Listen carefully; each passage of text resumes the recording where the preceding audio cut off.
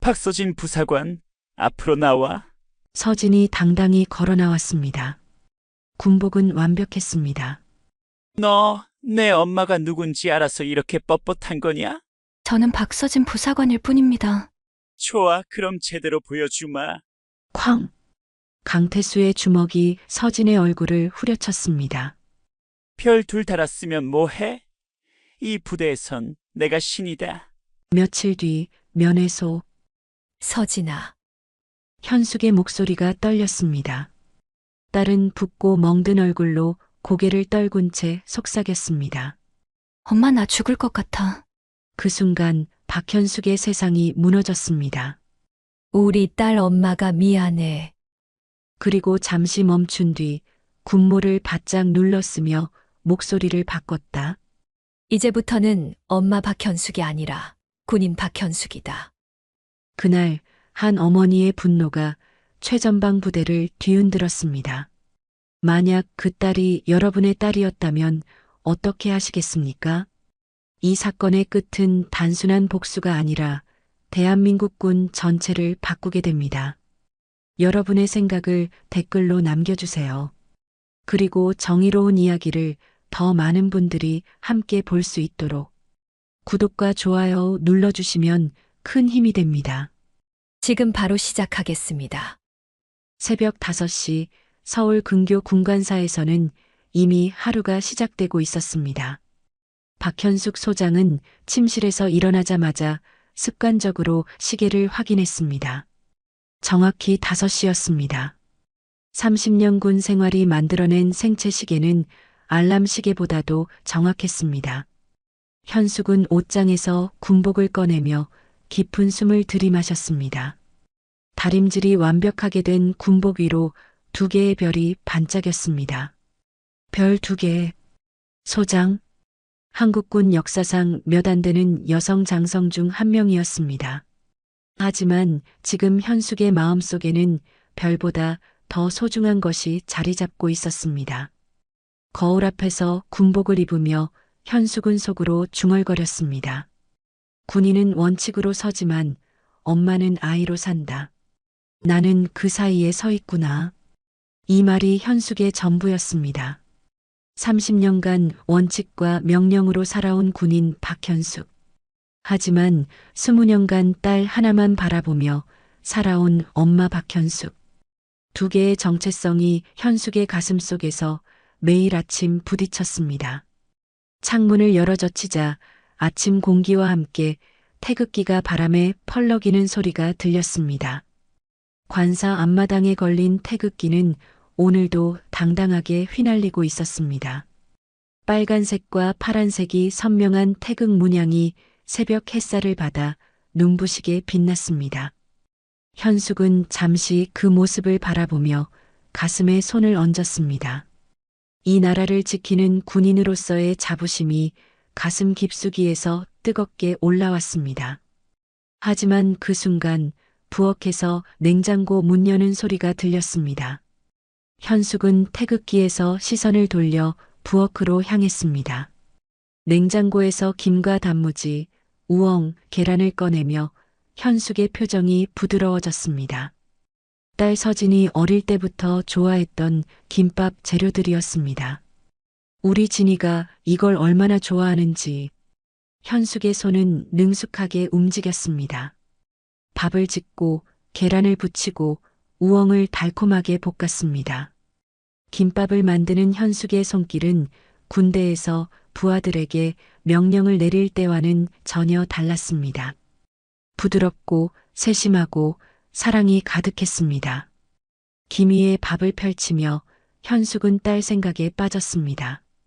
서진이 부사관 학교를 갓 졸업하고 최전방 부대에 자원했을 때의 일이 선명하게 떠올랐습니다.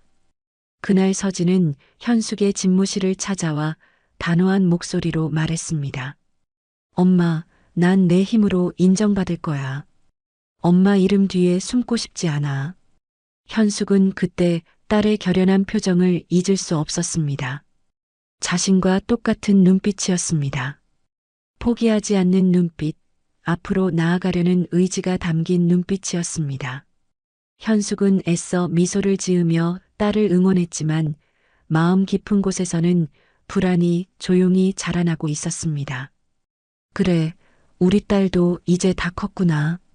하지만 입으로는 그렇게 말하면서도 현숙의 가슴 한구석에서는 알 수 없는 불안감이 꿈틀거렸습니다.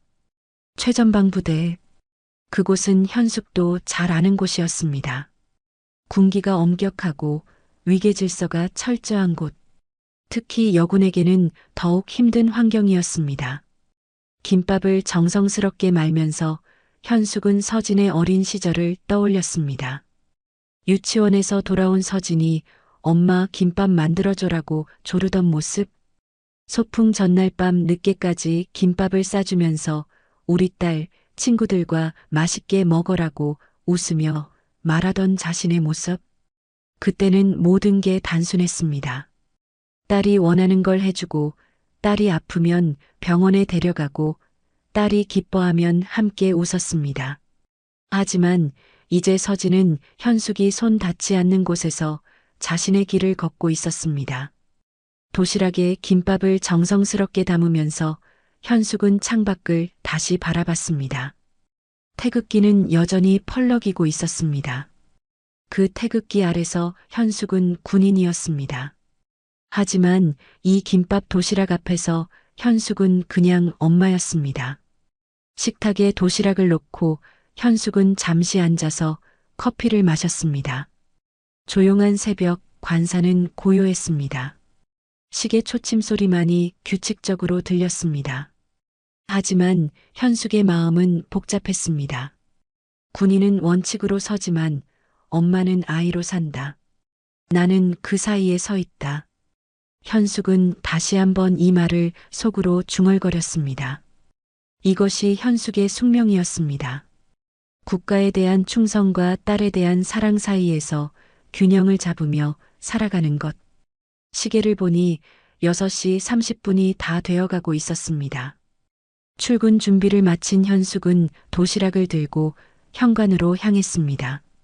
신발장 옆 거울에서 마지막으로 군복 상태를 점검했습니다. 완벽했습니다. 별 2개가 어깨에서 위엄 있게 빛나고 있었습니다. 관용차가 기다리고 있었습니다. 운전병이 바른 자세로 경례를 했고 현숙도 정확하게 답례했습니다. 차에 타면서 현숙은 오늘 하루 일정을 머릿속으로 정리했습니다. 부대 시찰, 간부 회의, 보고서 검토. 바쁜 하루가 될 것이었습니다. 차창 밖으로 아침 풍경이 지나갔습니다. 출근하는 사람들, 등교하는 학생들, 문을 여는 상점들.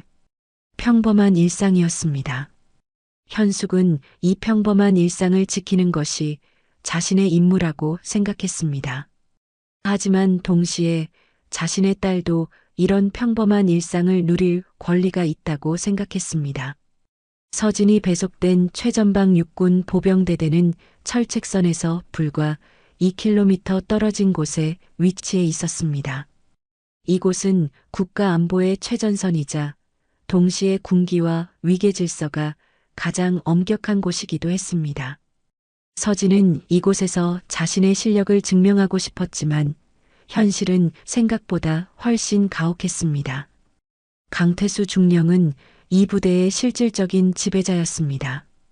45살의 그는 20년 넘게 이 부대에서 근무하며 자신만의 왕국을 건설해 왔습니다.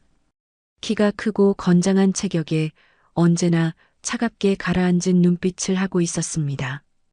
강태수에게는 규정보다 자신의 기분이 우선이었고 명령보다 자신의 뜻이 절대적이었습니다. 이 부대에서는 내가 곧 법이다. 강태수가 입버릇처럼 하는 말이었습니다. 그리고 실제로 그랬습니다. 부대 내에서 강태수의 말에 반대하는 사람은 아무도 없었습니다. 모두가 그를 두려워했기 때문입니다. 오성민 대위는 강태수의 충실한 앞잡이였습니다. 32살의 오성민은 강태수보다 계급은 낮았지만 강태수의 비위를 맞추는 데 있어서는 타의 추종을 풀어했습니다. 마른 체격에 날카로운 눈빛을 가진 오성민은 강태수의 뜻을 받들어 부대원들을 통제하는 역할을 맡고 있었습니다. 서진이 부대에 배속된 지 일주일째 되던 날 문제가 시작되었습니다. 아침 점호 시간에 서진의 군복 상태가 마음에 들지 않는다는 이유로 강태수가 서진을 따로 불렀습니다. 박서진 부사관, 앞으로 나와. 서진은 당당하게 앞으로 나섰습니다. 군복은 완벽했고 자세도 흠잡을 데 없었습니다. 하지만 강태수의 눈에는 그 모든 것이 건방져 보였습니다. 너 혹시 내 엄마가 누군지 알고 있어서 이렇게 당당한 거냐? 서진의 얼굴이 굳어졌습니다. 바로 이것이었습니다. 서진이 가장 듣기 싫어하는 말이었습니다. 서진은 똑바로 강태수를 바라보며 대답했습니다.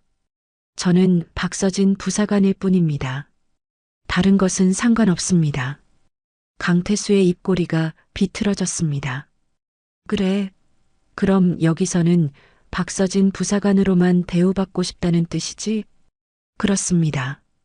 그 순간 강태수의 표정이 싸늘하게 변했습니다. 좋아. 그럼 박서진 부사관답게 군기를 제대로 잡아주마. 그날부터 서진에 대한 가혹행위가 시작되었습니다. 새벽 4시에 일어나 부대 전체를 청소하는 것은 기본이었고 식사 시간에도 제대로 밥을 먹을 수 없었습니다. 오성민 대위는 강태수의 지시를 받아 서진을 끊임없이 괴롭혔습니다. 박 부사관, 이 바닥이 깨끗하다고 생각해? 다시 닦아. 박 부사관, 내 침대 정리가 엉망이야. 오늘 밤 내무반 전체가 다시 정리해. 일주일, 2주일이 지나면서 서진의 얼굴에서 생기가 사라져갔습니다. 하지만 서진은 끝까지 굽히지 않았습니다. 어떤 부당한 명령에도 네, 알겠습니다라고 대답하며 묵묵히 견뎠습니다. 그러던 어느 날 밤 강태수는 마침내 참지 못하고 폭발했습니다. 서진이 오성민의 부당한 명령에 그것은 규정에 어긋납니다라고 말한 것이 발단이었습니다. 뭐라고? 규정에 어긋난다고? 강태수가 서진 앞으로 성큼 다가왔습니다. 서진은 물러서지 않고 똑바로 서 있었습니다. 별들 달았으면 뭐해? 이 부대에선 내가 신이다. 강태수의 주먹이 서진의 얼굴을 향해 날아갔습니다. 서진은 피하지 않았습니다. 첫 번째 주먹이 서진의 왼쪽 뺨을 강타했고 곧이어 두 번째, 세 번째 주먹이 이어졌습니다. 너 같은 게 감히 내게 규정을 들먹여? 오성민도 합세했습니다. 발로 서진의 옆구리를 걷어찼고 주먹으로 서진의 등을 내리쳤습니다. 서진은 쓰러졌지만 다시 일어났습니다. 쓰러질 때마다 다시 일어서는 서진을 보며 강태수와 오성민의 분노는 더욱 커졌습니다. 이 고집센 년이. 폭행은 30분 넘게 계속되었습니다. 서진의 군복은 찢어졌고 얼굴은 피범벅이 되었습니다. 손은 너무 심하게 떨려서 제대로 주먹을 쥘 수도 없었습니다. 그제야 서진은 바닥에 쓰러져 일어날 수 없었습니다. 다음에 또 건방지게 굴어봐라. 그때는 정말 죽을 줄 알아. 강태수와 오성민이 떠나고 나서야 서진은 울음을 터뜨렸습니다. 아픔 때문이 아니었습니다. 자신의 무력함 때문이었습니다. 엄마의 이름에 누가 되지 않으려고 이곳에 왔는데 결국 이런 꼴이 되고 말았습니다. 며칠 후 면회 시간이었습니다. 서진은 화장으로 겨우 상처를 가리고 면회실로 향했습니다. 하지만 엄마 앞에 서는 순간 서진의 다리에 힘이 빠졌습니다. 현숙은 딸의 모습을 보는 순간 숨이 막혔습니다. 화장으로 가린 상처들이 엄마의 눈에는 다 보였습니다. 붓고 멍든 얼굴, 떨리는 손, 핏기 없는 입술. 서진아. 현숙의 목소리가 떨렸습니다. 서진은 더 이상 참을 수 없었습니다. 엄마 앞에서 무너져 내리며 떨리는 목소리로 말했습니다. 엄마, 나 죽을 것 같아. 그 순간 현숙의 세상이 무너졌습니다. 30년 군 생활에서 쌓아 올린 모든 것들이 한순간에 의미 없어졌습니다. 지금 이 순간 현숙에게는 별 2개도 소장이라는 계급도 아무 소용 없었습니다. 현숙은 그저 상처받은 딸을 품에 안고 오열하는 한 명의 엄마일 뿐이었습니다. 면회실의 차가운 공기가 현숙의 뺨을 스쳤습니다. 하지만 현숙은 그 차가움을 느낄 겨를도 없었습니다. 딸 서진이 떨리는 목소리로 내뱉은 엄마, 나 죽을 것 같아. 라는 말이 현숙의 가슴을 찢어놓고 있었기 때문입니다. 현숙의 눈에서 눈물이 쏟아졌습니다. 30년 군 생활 동안 흘린 모든 눈물을 합쳐도 이 순간만큼 아프지 않았습니다. 현숙은 딸을 2 팔로 꽉 껴안았습니다. 서진의 몸이 너무나 말라 있었습니다. 불과 몇 주 전만 해도 건강하고 씩씩했던 딸이 이제는 바람에 날려갈 것처럼 가냘펐습니다. 우리 딸, 엄마가 미안해. 현숙의 목소리가 떨렸습니다. 이 말에는 현숙의 모든 후회와 자책이 담겨 있었습니다. 딸을 제대로 지켜주지 못한 미안함, 엄마로서 무력했던 자신에 대한 분노, 그리고 이런 일이 일어나도록 방치한 죄책감이 한꺼번에 터져 나왔습니다. 서진은 엄마의 품에서 울었습니다. 강태수와 오성민 앞에서는 절대 보이지 않았던 눈물을 엄마 앞에서만큼은 숨기지 않았습니다. 모든 고통과 절망이 눈물과 함께 흘러나왔습니다. 엄마, 나는 정말 엄마 이름에 누가 되지 않으려고 했는데 결국 이런 꼴이 됐어. 현숙은 더욱 세게 딸을 껴안았습니다. 이 순간 현숙에게는 별 2개도 소장이라는 계급도 아무 의미가 없었습니다. 현숙은 그저 상처받은 딸을 품에 안은 한 명의 엄마일 뿐이었습니다. 하지만 몇 분이 지나고 현숙의 울음이 점점 잦아들기 시작했습니다. 딸의 상처투성이 얼굴을 바라보며 현숙의 눈빛이 조금씩 변하기 시작했습니다. 슬픔이 분노로, 분노가 결심으로 바뀌어가고 있었습니다. 현숙은 조심스럽게 딸을 놓아주고 일어섰습니다. 그리고 거울을 보며 흐트러진 군무를 고쳐 썼습니다. 거울 속에서 현숙의 눈빛이 완전히 달라진 것을 확인할 수 있었습니다. 이제 더 이상 상처받은 딸 앞에서 오열하는 엄마 박현숙이 아니었습니다. 이제는 정의를 실현해야 하는 군인 박현숙이었습니다. 거울 속에 비친 자신의 눈빛을 똑바로 바라보며 현숙은 속삭였다. 우리 딸 엄마가 미안해. 그리고 잠시 멈춘 뒤 군모를 바짝 눌렀으며 목소리를 바꿨다. 이제부터는 엄마 박현숙이 아니라 군인 박현숙이다. 현숙의 목소리에는 더 이상 떨림이 없었습니다. 대신 차갑고 단호한 결의가 담겨 있었습니다. 서진은 엄마의 변한 눈빛을 보며 무언가 큰 일이 일어날 것임을 직감했습니다. 면회를 마치고 나온 현숙은 곧바로 휴대전화를 꺼냈습니다. 헌병사령부에 있는 믿을 만한 부하에게 전화를 걸었습니다. 김병우 원사인가? 나다. 지금 당장 내 사무실로 와라. 긴급한 일이 있다. 1시간 후 현숙의 사무실에 김병우 원사가 나타났습니다. 김병우는 50대 중반의 베테랑 원사로 현숙과 함께 오랫동안 일해온 신뢰할 수 있는 부하였습니다. 키는 크지 않았지만 탄탄한 체격과 예리한 눈빛을 가진 김병우는 현숙이 가장 의지하는 부하 중 한 명이었습니다. 김병우는 현숙의 표정을 보는 순간 심상치 않음을 느꼈습니다. 평소 침착하고 냉정한 현숙의 얼굴에 지금까지 본 적 없는 분노가 서려 있었기 때문입니다. 소장님, 무슨 일이십니까? 현숙은 잠시 침묵을 지켰습니다. 그리고 천천히 입을 열었습니다. 김원사, 자네는 이 군대가 정의로운 곳이라고 생각하나? 갑작스러운 질문에 김병우는 잠시 당황했습니다. 하지만 곧 진지한 표정으로 대답했습니다. 소장님, 군대는 정의로워야 한다고 생각합니다. 하지만, 현실은 그렇지 않은 곳들이 있다는 것도 알고 있습니다. 현숙은 고개를 끄덕였습니다. 김병호의 솔직한 대답이 현숙의 마음에 와 닿았습니다. 김원사, 내 딸이 최전방 부대에서 폭행을 당했다. 김병호의 얼굴이 굳어졌습니다.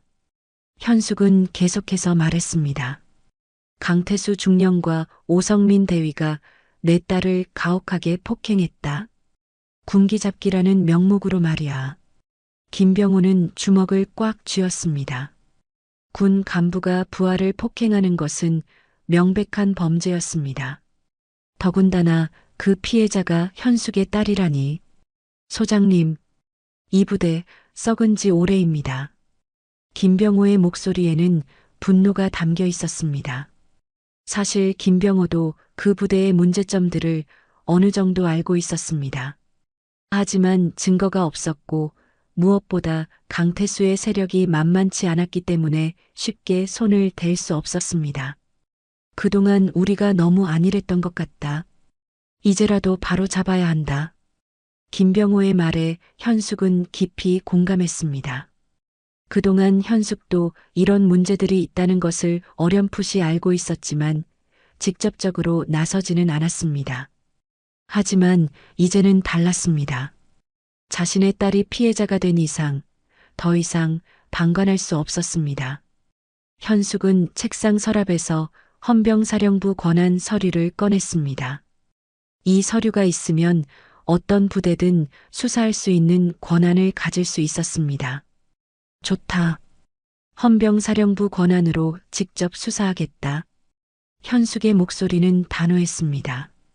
이 말에는 더 이상 물러설 수 없다는 의지가 담겨 있었습니다. 김병호는 현숙의 결의를 보며 마음이 뜨거워졌습니다. 소장님, 제가 도와드리겠습니다. 고맙다, 김원사. 하지만 이 일은 위험할 수도 있다. 강태수의 세력이 만만치 않을 테니까. 소장님, 저도 군인입니다.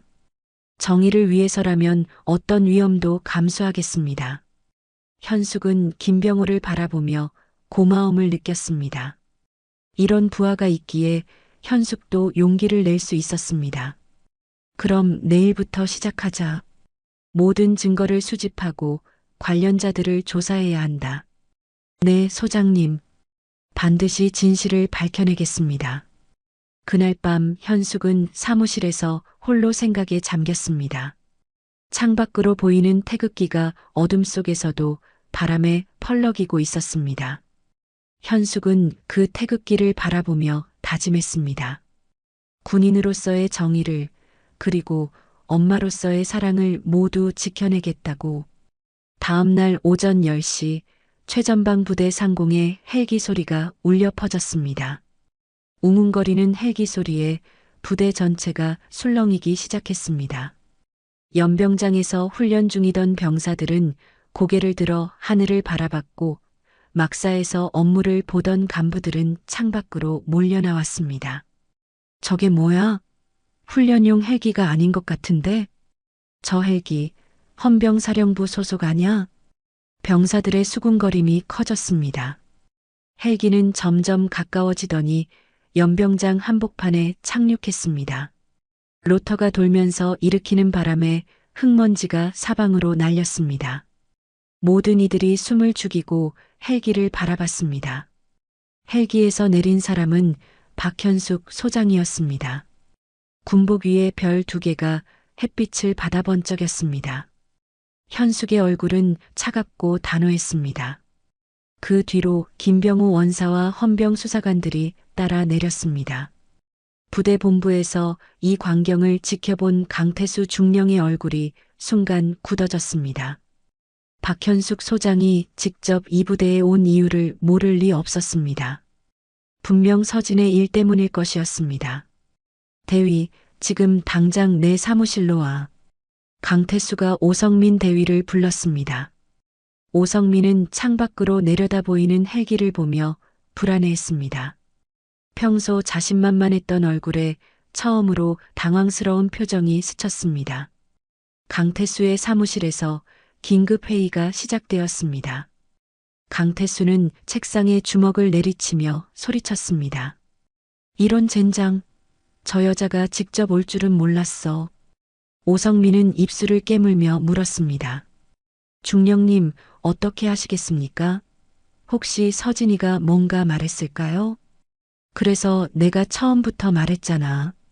확실하게 입을 막아놔야 한다고. 강태수의 눈빛이 험악해졌습니다. 지금까지 이 부대에서 자신이 쌓아온 모든 것이 무너질 위기였습니다. 20년 넘게 이 부대를 자신의 왕국으로 만들어 온 강태수에게는 절대 받아들일 수 없는 일이었습니다. 오대위 잘 들어. 입만 뻥긋해봐라. 별 2개도 나한테 무릎 꿇을 거다. 강태수의 목소리에는 위협이 가득했습니다. 하지만 그 위협 속에는 공포도 섞여 있었습니다. 지금까지 절대적이었던 자신의 권력이 흔들릴 수 있다는 두려움이었습니다. 중령님, 저는 아무것도 모릅니다. 그냥 군기잡기로 약간 혼낸 것뿐이라고 하겠습니다. 오성민도 불안해하며 대답했습니다. 하지만 그의 목소리에는 확신이 없었습니다. 한편 부대 다른 곳에서는 김병호 원사가 은밀한 작업을 진행하고 있었습니다. 김병호는 며칠 전부터 이 부대의 내부 정보를 수집해 왔습니다. 믿을 만한 부대원들을 통해 증거들을 모아왔던 것입니다. 김병호는 조심스럽게 현숙에게 다가갔습니다. 손에는 두꺼운 봉투가 들려 있었습니다. 소장님, 준비하신 자료입니다. 현숙은 봉투를 받아들고 내용물을 확인했습니다. 첫 번째는 휴대폰으로 몰래 촬영된 영상이었습니다. 강태수와 오성민이 서진을 폭행하는 장면이 또렷하게 담겨 있었습니다. 두 번째는 은폐된 보고서들이었습니다. 그동안 이 부대에서 발생한 수많은 가혹행위들이 모두 축소되거나 숨겨졌던 기록들이었습니다. 세 번째는 가혹행위 피해자들의 명단이었습니다. 서진만이 아니라 수십 명의 부대원들이 강태수와 오성민의 폭력에 시달려왔던 것입니다. 현숙의 손이 떨렸습니다. 분노 때문이었습니다. 자신의 딸만 당한 것이 아니었습니다. 수많은 젊은이들이 이런 고통을 당해왔던 것입니다. 이 자식들이. 현숙은 이를 악물었습니다. 하지만 동시에 마음 한구석에서는 복잡한 감정이 일어났습니다. 이 일을 공개하면 군 전체의 명예에 큰 타격이 될 것이었습니다. 언론들이 달려들 것이고 군에 대한 국민들의 신뢰가 크게 흔들릴 것이었습니다. 현숙은 갈등했습니다. 군의 명예를 지킬 것이냐, 딸의 목숨을 구할 것이냐. 30년간 헌신해온 군대를 위해서는 이 일을 조용히 덮는 것이 나을 수도 있었습니다. 하지만 엄마로서는 딸을 괴롭힌 자들을 반드시 처벌해야 했습니다. 소장님, 괜찮으십니까? 김병호가 걱정스럽게 물었습니다. 현숙의 얼굴에 고민이 깊게 새겨져 있는 것을 볼 수 있었기 때문입니다. 김원사, 내가 지금 무엇을 선택해야 할까? 현숙의 목소리에는 혼란이 담겨 있었습니다. 평소 결단력 있고 확신에 찬 현숙의 모습과는 달랐습니다. 소장님, 정의가 무엇인지 생각해 보십시오. 군의 명예는 진실을 숨기는 것이 아니라 잘못을 바로잡는 것에서 나옵니다. 김병호의 말이 현숙의 마음을 움직였습니다. 맞았습니다. 진정한 군인이라면 잘못된 것을 바로잡아야 했습니다. 설령 그것이 군 전체에 부담을 주더라도 말입니다. 부대 본부에서는 강태수와 오성민이 계속해서 대책을 논의하고 있었습니다. 강태수는 자신의 인맥을 동원해서 이 일을 무마시키려고 했습니다. 상급 부대의 고위 간부들에게 전화를 걸어 도움을 요청했습니다. 예, 장군님. 제가 그동안 부대를 얼마나 잘 관리해 왔는지 아시지 않습니까? 이번 일은 그냥 오해입니다. 하지만 전화를 받는 상대방들의 반응은 차갑했습니다. 박현숙 소장이 직접 나서서 수사하는 일에 개입하기를 꺼려했기 때문입니다. 오성민은 점점 초조해했습니다. 중령님, 이렇게 되면 우리 둘 다 끝장입니다. 닥쳐. 아직 끝난 게 아니야. 증거가 뭐가 있다고? 서진이 그 계집애가 뭔 말을 할 수 있겠어? 강태수는 여전히 자신만만한 척했지만 그의 이마에는 식은땀이 맺혀 있었습니다. 현숙은 부대 본부 앞에 서서 건물을 올려다봤습니다. 저 안에 강태수와 오성민이 있었습니다. 딸을 괴롭힌 자들이 있었습니다. 현숙의 눈빛이 차갑게 가라앉았습니다. 이제 시작이다. 현숙이 부대에 도착한 지 3시간이 지났습니다. 하지만 상황은 현숙이 예상했던 것보다 훨씬 복잡했습니다. 강태수의 세력은 생각보다 뿌리 깊었고 부대 내 대부분의 간부들이 그의 편에 서 있었습니다. 부대 회의실에는 10여 명의 장교들이 모여 있었습니다. 현숙은 그들 한가운데 홀로 앉아 있었습니다. 계급상으로는 현숙이 가장 높았지만 이곳에서는 완전히 다른 상황이었습니다. 장교들의 시선이 현숙을 향해 있었지만 그 눈빛에는 존경이나 복종이 아닌 적대감이 담겨 있었습니다. 강태수가 회의실에 들어왔습니다. 그의 얼굴에는 여전히 자신감이 넘쳤습니다. 마치 자신이 이 게임에서 이길 것이라고 확신하는 듯 했습니다. 소장님, 갑작스럽게 저희 부대를 방문해 주셔서 영광입니다. 강태수의 말투는 공손했지만 그 속에는 비아냥이 섞여 있었습니다. 현숙은 그의 태도를 보며 분노가 치밀어 올랐지만 겉으로는 침착함을 유지했습니다. 강중령, 우리가 여기 온 이유를 알 텐데. 네, 물론입니다. 소장님의 따님이 저희 부대에서 적응을 못하고 계신 것 같더군요. 하지만 이것은 개인적인 문제 아닙니까?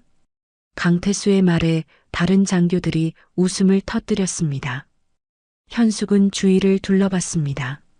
모든 장교들이 강태수의 편이었습니다. 자신은 완전히 고립되어 있었습니다.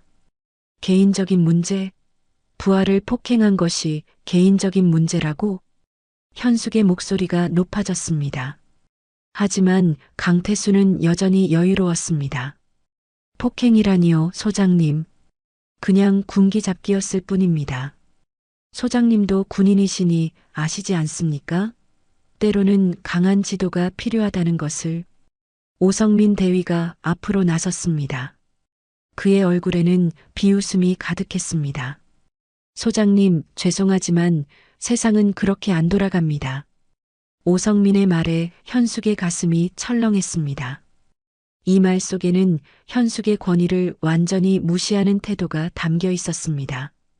별 2개를 단 소장을 향해 대위가 감히 이런 말을 할 수 있다는 것 자체가 충격이었습니다. 대위, 지금 뭐라고 했나?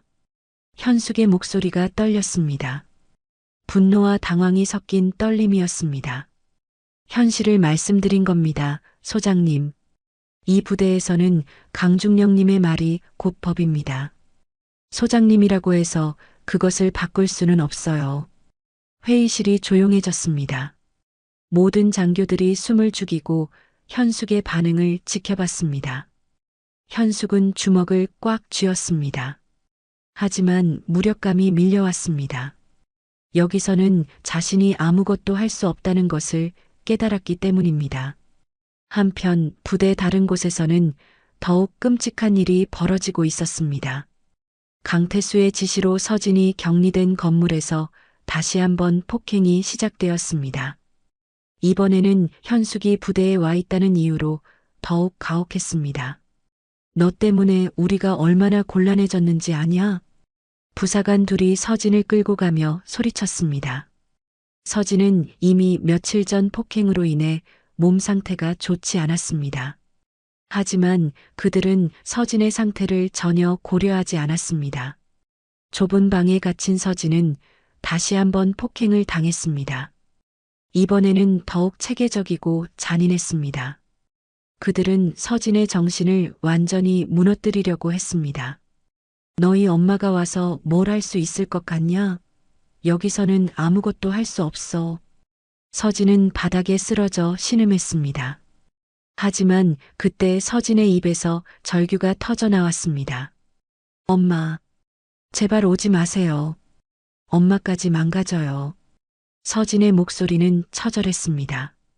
자신의 고통보다도 엄마가 다칠까봐 걱정하는 마음이 더 컸습니다. 서진은 알고 있었습니다.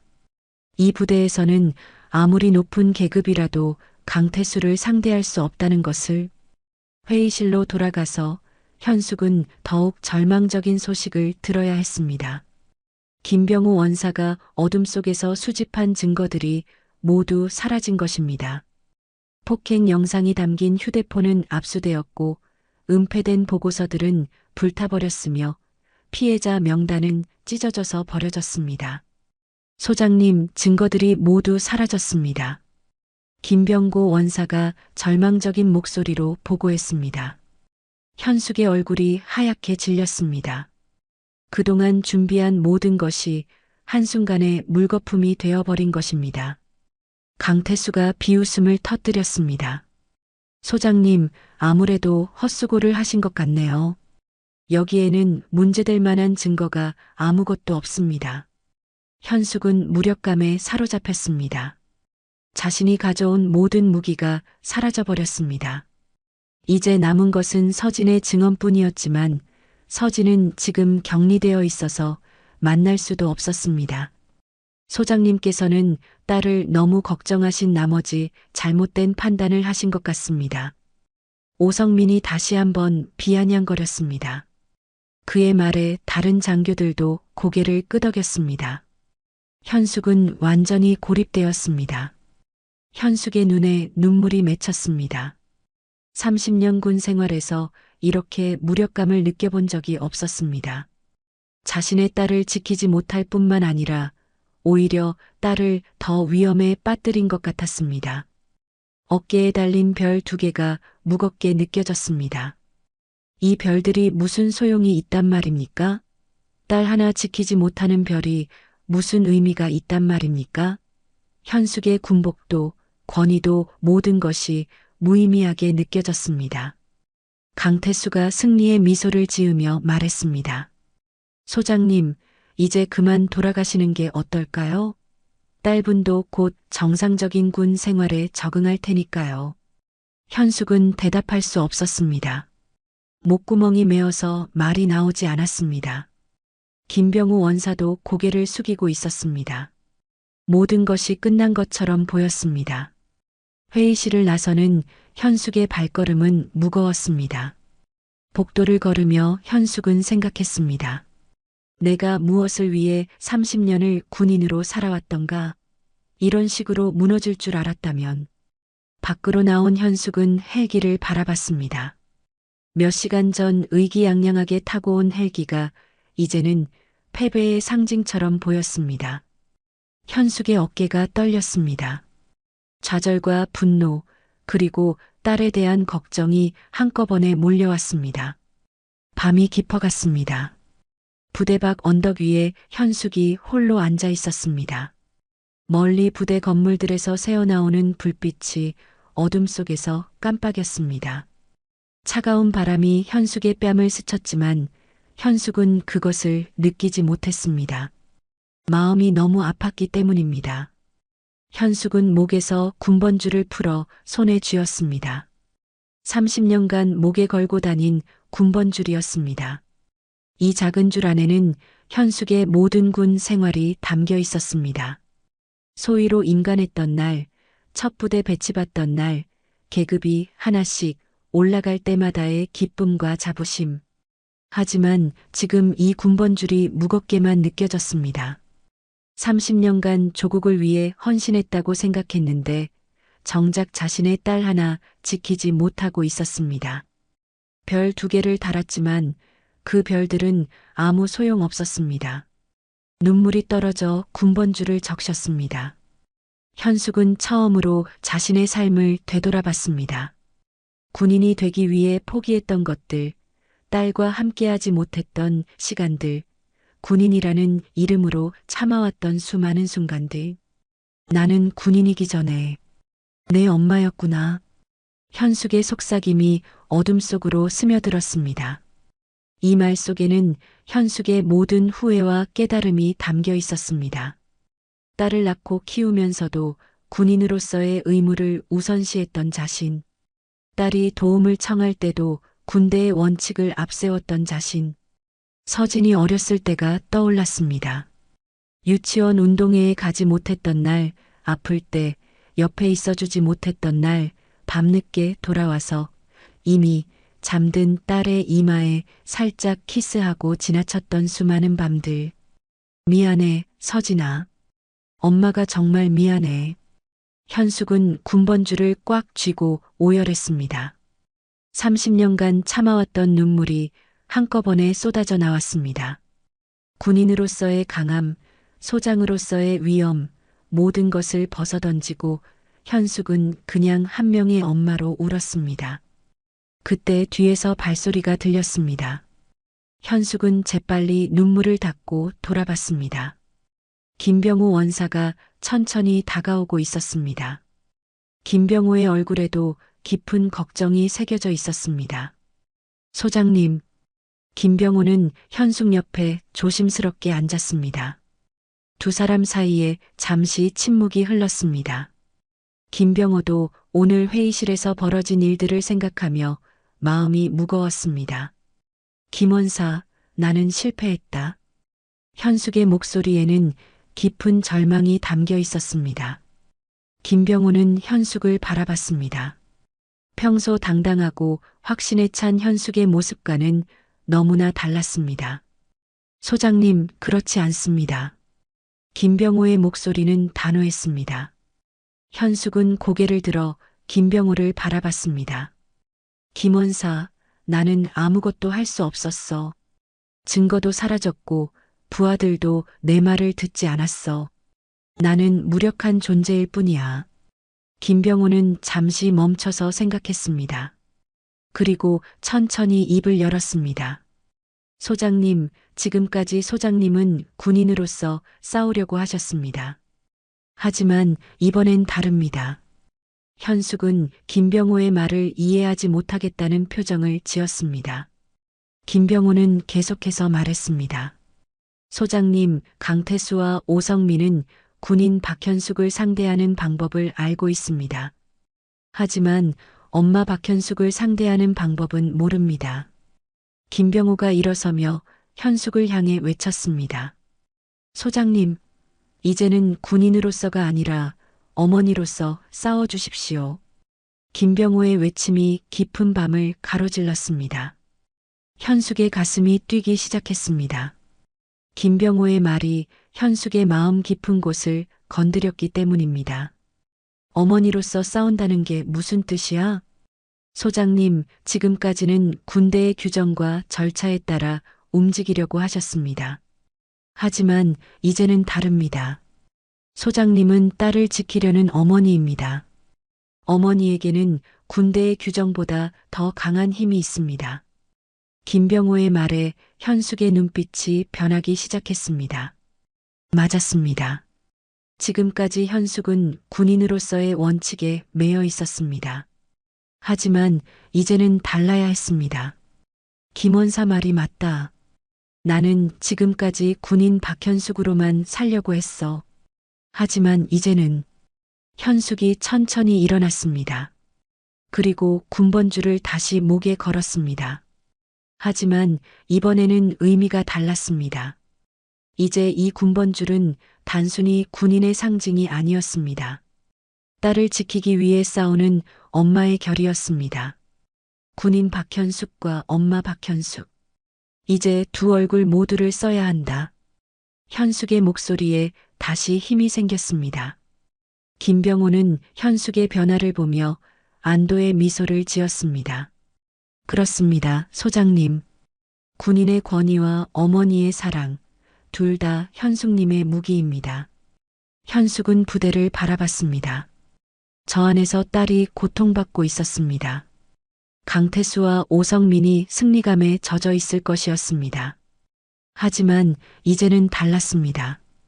김원사, 강태수는 군인 박현숙과 싸우는 법은 알고 있어. 하지만 분노한 어머니와 싸우는 법은 모를 거야. 현숙의 눈에 다시 불꽃이 타올랐습니다. 하지만 이번 불꽃은 이전과 달랐습니다. 군인으로서의 차가운 분노가 아니라 어머니로서의 뜨거운 분노였습니다. 내 딸을 건드린 것은 강태수의 가장 큰 실수였어. 현숙은 군모를 바로 쓰고 어깨를 펴셨습니다. 별 2개가 다시 빛을 발했습니다. 하지만 이제 그 별들의 의미가 달랐습니다. 국가를 위한 별이 아니라 딸을 위한 별이었습니다. 김원사, 내일부터 다시 시작한다. 하지만 이번에는 다른 방식으로. 김병호가 경례를 했습니다. 명령만 내려주십시오, 소장님. 현숙은 마지막으로 부대를 바라봤습니다. 내일이면 모든 것이 달라질 것이었습니다. 강태수는 아직 모르고 있었습니다. 자신이 깨워서는 안 될 존재를 깨웠다는 것을. 바람이 다시 불어왔습니다. 하지만 이번에는 현숙이 그 바람을 맞받아 섰습니다. 군번줄이 바람에 살짝 흔들렸지만 현숙의 결심은 흔들리지 않았습니다. 서진아, 엄마가 간다. 이번에는 정말로. 새벽 5시 부대 전체가 긴급히 봉쇄되었습니다. 갑작스럽게 울려 퍼진 사이렌 소리에 모든 부대원들이 막사에서 뛰어나왔습니다. 연병장 위로 검은색 헬기 세대가 착륙했고 완전 무장한 헌병 특수부대원들이 일제히 내렸습니다. 이게 뭔 일이야? 헌병 특수부대가 왜 여기에? 병사들은 웅성거리며 상황을 파악하려 했습니다. 하지만 곧 모든 부대원들에게 집합 명령이 떨어졌습니다. 연병장에 모인 수백 명의 장병들은 숨을 죽이고 상황을 지켜봤습니다. 현숙이 헬기에서 내렸습니다. 어제와는 완전히 다른 모습이었습니다. 군복은 완벽했고 어깨에 별 2개가 새벽 햇살을 받아 빛났습니다.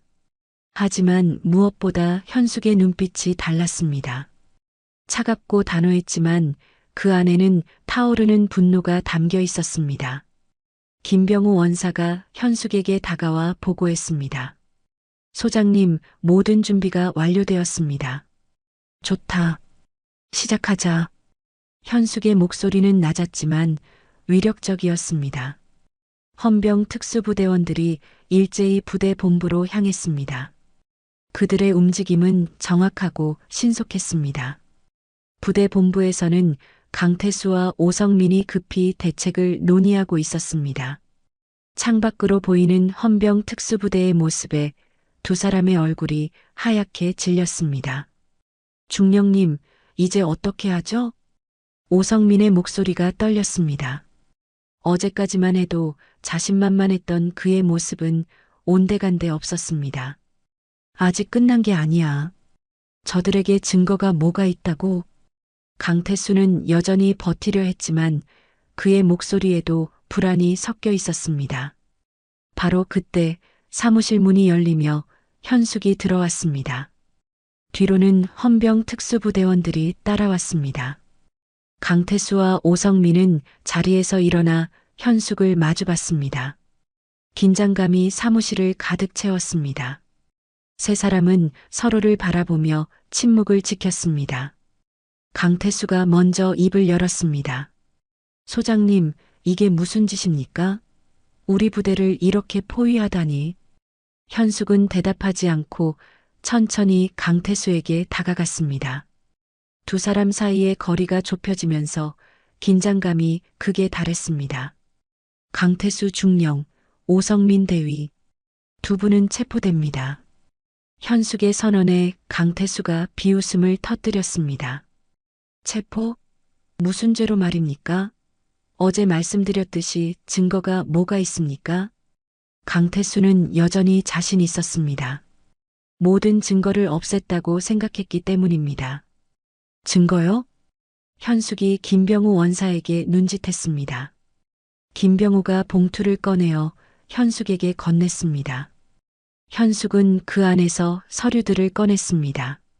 이건, 이럴 수가. 강태수의 얼굴이 창백해졌습니다. 분명히 없앴던 증거들이 다시 나타났기 때문입니다. 강중령, 세상에는 정의로운 사람들이 생각보다 많습니다.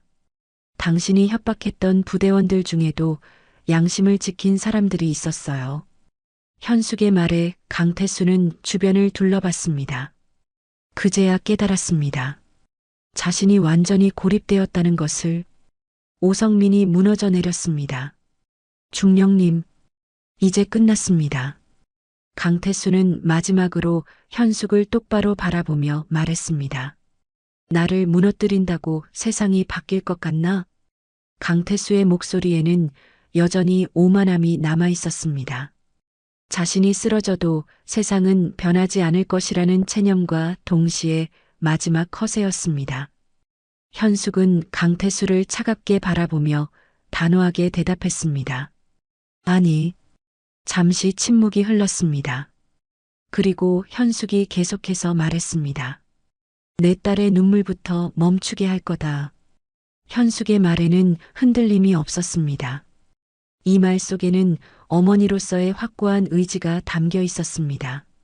세상 전체를 바꾸겠다는 거창한 포부가 아니라 자신의 딸이 더 이상 고통받지 않게 하겠다는 간절한 마음이었습니다. 강태수는 그 순간 깨달았습니다. 자신이 상대한 것은 단순한 군인이 아니었다는 것을. 분노한 어머니의 힘이 얼마나 무서운지를 이제야 알게 되었습니다. 헌병 특수부대원들이 움직였습니다. 강태수에게 수갑이 채워졌습니다. 20년 넘게 이 부대를 지배했던 강태수가 마침내 무너지는 순간이었습니다. 이럴 수는 없어. 이럴 수는. 강태수는 믿을 수 없다는 표정으로 중얼거렸습니다. 하지만 차가운 수갑의 감촉이 현실을 일깨워 주었습니다. 오성민은 이미 완전히 무너져 있었습니다. 바닥에 주저앉은 채 울부짖었습니다. 소장님, 제발, 저에게는 가족이 있습니다. 하지만 현숙은 흔들리지 않았습니다. 오성민도 누군가의 가족이지만 서진도 현숙의 소중한 딸이었습니다. 오대위, 당신도 누군가의 아버지겠죠. 그렇다면 제 마음을 이해할 수 있을 겁니다. 오성민에게도 수갑이 채워졌습니다. 그는 끌려나가면서도 계속 울부짖었습니다. 사무실 밖에서는 부대 전체가 이 장면을 지켜보고 있었습니다. 장교들과 병사들은 모두 숨을 죽이고 있었습니다. 아무도 감히 소리를 내지 못했습니다.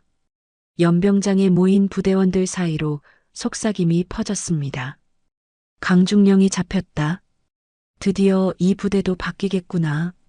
박 소장님, 정말 대단하시다. 부대원들의 눈빛이 달라지고 있었습니다. 그동안 강태수의 폭정에 눌려 살았던 그들에게 희망이 보이기 시작했습니다. 현숙은 연병장으로 나와 부대원들을 바라봤습니다. 수백 명의 젊은 장병들이 현숙을 바라보고 있었습니다. 그들의 눈에는 존경과 감사가 담겨 있었습니다. 부대원 여러분, 현숙의 목소리가 연병장에 울려 퍼졌습니다. 오늘부터 이 부대는 달라질 것입니다. 더 이상 폭력과 협박이 있어서는 안 됩니다. 우리는 모두 이 나라를 지키는 소중한 전사들입니다. 부대원들이 고개를 끄덕였습니다. 오랫동안 기다려왔던 말이었습니다. 강태수와 오성민이 헬기로 끌려가는 모습을 보며 현숙은 깊은 숨을 쉬었습니다. 드디어 끝났습니다. 딸의 눈물을 멈추게 할 수 있었습니다. 김병우 원사가 다가와 말했습니다. 소장님, 이제 정말 끝났습니다. 현숙은 고개를 끄덕였습니다. 하지만 이것은 끝이 아니라 새로운 시작이었습니다. 이제 이 부대를 제대로 된 부대로 만들어야 했습니다. 한 달 후 군사재판장의 웅장한 건물 앞에는 많은 사람들이 모여 있었습니다. 언론진, 군 관계자들, 그리고 사건에 관심을 가진 시민들까지 모든 이들이 오늘 선고를 기다리고 있었습니다. 재판장 안에서 판사가 판결을 선고했습니다. 피고인 강태수에게는 징역 3년과 군에서 제명 처분을, 피고인 오성민에게는 징역 2년과 군에서 제명 처분을 선고한다. 법정안이 조용해졌습니다. 강태수는 고개를 숙인 채 아무 말도 하지 않았습니다. 오성민은 눈물을 흘리며 가족들을 바라봤습니다.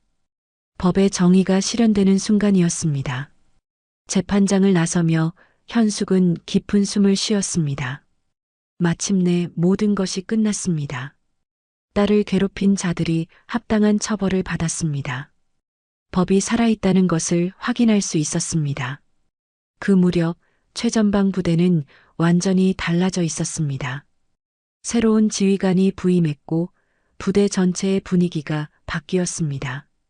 병사들의 얼굴에는 이전에 볼 수 없었던 밝음이 있었습니다. 한 병사가 동료에게 속삭였습니다. 이제야 우리도 숨쉬고 살겠다. 그의 눈시울이 붉어졌습니다. 그동안 얼마나 숨막히게 살았던지를 알 수 있었습니다. 다른 병사들도 고개를 끄덕였습니다. 모두가 같은 마음이었습니다. 박 소장님 덕분이야. 정말 대단한 분이셔. 그러게. 딸을 위해서 여기까지 오시다니. 병사들의 대화는 감사와 존경으로 가득했습니다.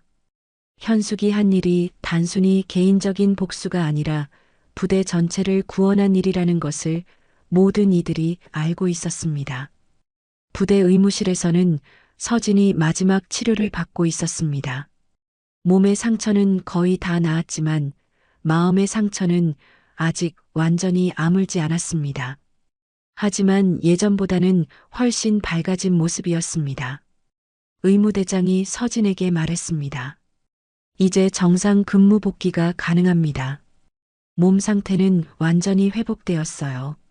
서진은 고개를 끄덕였습니다. 다시 군복을 입고 당당하게 군인으로서 생활할 수 있게 되었습니다. 오후에 현숙이 부대를 방문했습니다. 딸의 상태를 확인하고 새로운 지휘관과 업무 협의를 하기 위해서였습니다. 부대에 도착한 현숙을 보며 모든 부대원들이 경례했습니다. 하지만 이번에는 의무적인 경례가 아니라 진심 어린 존경의 경례였습니다. 연병장에서 서진과 만난 현숙은 딸의 달라진 모습을 보며 안도했습니다. 서진의 얼굴에는 다시 생기가 돌아왔고 눈빛도 예전처럼 맑고 강해졌습니다. 서진이 현숙에게 다가와 정중하게 경례했습니다. 깁스한 팔로 인해 완전한 경례는 아니었지만 그 마음만큼은 진심이었습니다. 엄마, 아니 장군님, 존경합니다. 서진의 목소리에는 깊은 감사와 존경이 담겨 있었습니다. 현숙이 자신을 위해 얼마나 많은 것을 희생했는지 알고 있었기 때문입니다. 처음에는 엄마의 도움을 받기 싫어했지만 이제는 달랐습니다. 현숙이 단순히 엄마로서가 아니라 진정한 군인으로서 정의를 실현했다는 것을 알았기 때문입니다. 현숙은 서진의 경례를 받으며 고개를 저었습니다. 그리고 천천히 딸에게 다가가 따뜻하게 끌어안았습니다. 나는 군인이기 전에 내 엄마다. 현숙의 목소리는 부드러웠습니다. 이 말은 드라마가 시작될 때 현숙이 고민했던 바로 그 문제의 답이었습니다. 군인과 엄마 사이에서 선택해야 한다고 생각했지만 결국 둘 다 자신의 일부라는 것을 깨달았습니다.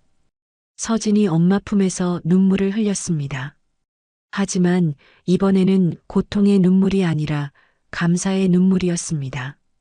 엄마 고마워요. 정말 고마워요. 모녀가 포옹하는 모습을 보며 주변 병사들도 눈시울을 붉혔습니다. 가족의 소중함, 사랑의 힘을 다시 한번 깨닫는 순간이었습니다.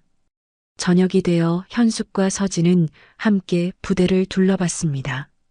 연병장 한가운데에는 태극기가 바람에 펄럭이고 있었습니다. 첫 번째 챕터에서 현숙이 관사에서 바라봤던 그 태극기와 같은 태극기였습니다. 하지만 이제 그 의미가 달랐습니다. 현숙에게 태극기는 더 이상 무거운 책임의 상징이 아니었습니다. 이제는 지켜낸 정의의 상징이었습니다. 군인으로서의 자부심과 엄마로서의 사랑이 하나로 합쳐진 상징이었습니다. 엄마, 앞으로 어떻게 될까요? 서진이 물었습니다. 현숙은 태극기를 바라보며 대답했습니다. 우리는 계속 앞으로 나아갈 거야. 너는 훌륭한 군인이 될 것이고 나는 너를 자랑스러워할 엄마가 될 거야. 현숙의 말에 서진이 미소를 지었습니다. 이제는 엄마의 도움을 받는 것이 부끄럽지 않았습니다. 엄마가 자신을 위해 무엇을 했는지 알고 있었고 그것이 얼마나 소중한 것인지도 알고 있었습니다. 해가 지기 시작했습니다. 석양이 연병장을 붉게 물들였습니다. 현숙과 서진은 나란히 걸어서 부대를 나섰습니다. 어머니와 딸, 군인과 군인이 함께 걷는 모습이었습니다. 태극기는 여전히 바람에 펄럭이고 있었습니다. 빨간색과 파란색이 석양을 받아 더욱 선명하게 빛났습니다. 그 태극기 아래에서 정의가 실현되었고 사랑이 승리했습니다. 부대원들이 현숙과 서진을 배웅하며 격려했습니다. 진심 어린 격려였습니다. 그들의 눈에는 감사와 존경, 그리고 희망이 담겨 있었습니다. 현숙과 서진의 뒷모습이 석양 속으로 사라져갔습니다. 군과 모성이, 정의와 눈물이 하나로 겹쳐진 아름다운 실루엣이었습니다. 이들의 이야기는 끝났지만 그들이 남긴 변화는 계속될 것이었습니다.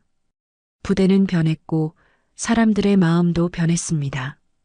정의는 살아있었고 사랑은 승리했습니다. 그리고 무엇보다 한 엄마가 자신의 딸을 지켜냈습니다.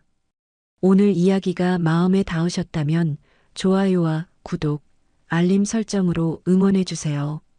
정의는 멀리 있는 것이 아니라 누군가의 가족을 지킬 때 시작됩니다. 또 마음에 남는 장면이 있으셨다면 댓글로 남겨주세요. 선생님의 한마디가 누군가에게 큰 위로와 용기가 될 수 있습니다. 늘 감사드립니다. 하루에 한 번은 태극기를 바라보며 오늘을 지켜낸 스스로를 응원하시길 바랍니다. 항상 건강하시고 다음 이야기에서 또 뵙겠습니다.